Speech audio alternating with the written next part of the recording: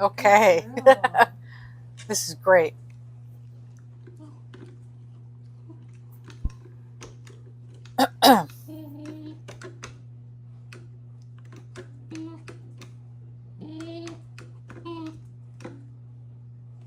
Nope, not there. Hey! Good. Quick that time.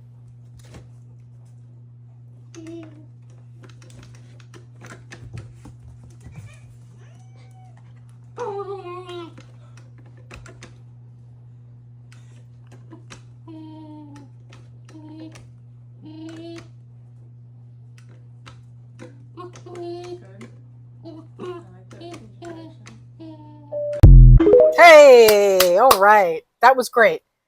That was great. Um, I really want to. I want to talk a little bit about how I think this works. I've never done this personally, but the reason why I really wanted to talk about this is because I'd like to use this as an example for trainers and behaviorists out there that are actually doing it. And for all of those out there that are still in some ridiculous belief that dogs need adverse methods to learn, because clearly dogs are much smarter than you think that they are. They're much smarter.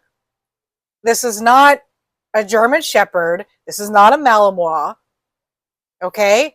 These beliefs that you have about breeds like that, and these people that get them that because they think they're very smart, and people that get them because they think that they're bad and that they could like get a prong collar and look cool, right?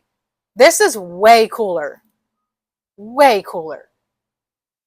So I want to let that sink in before I start talking about how I think the process of this kind of training works. Now, let me just start by saying this is not your average basic obedience training.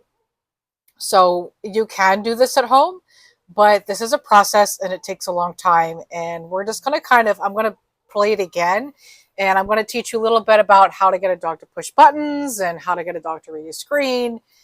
Again, this isn't something that I have a lot of experience in, but I at least have knowledge and understanding of this kind of training. So let's start it over. And first thing I want to point out is this dog is punching the buttons with his nose and not his paw, right? So one of the first things I teach a dog, even just with basic obedience, is a touch when they touch their nose to your hand.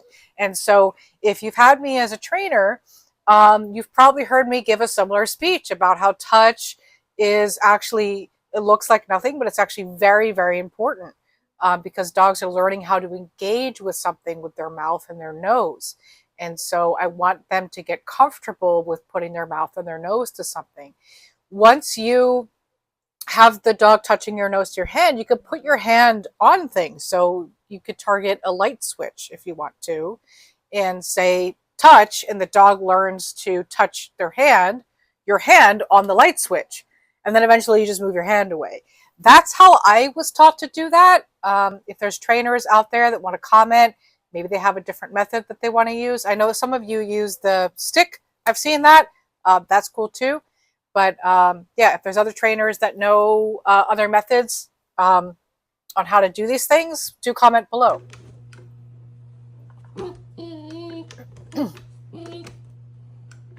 Okay, so let's talk a little bit about the cognitive ability that's happening right now. So I know some of you are going to say some things like, well, is he really understanding what he's doing? And it's my belief that he is. It's just that you think that dogs are stupid. And you kind of don't believe that dogs can do things like this. To your point, not all dogs are going to take to this, and this is not about breed. This is just about the dog's personality. Not all dogs are going to care. Sometimes there's different things that will motivate different dogs, and so much of dog training is about finding what that trigger is.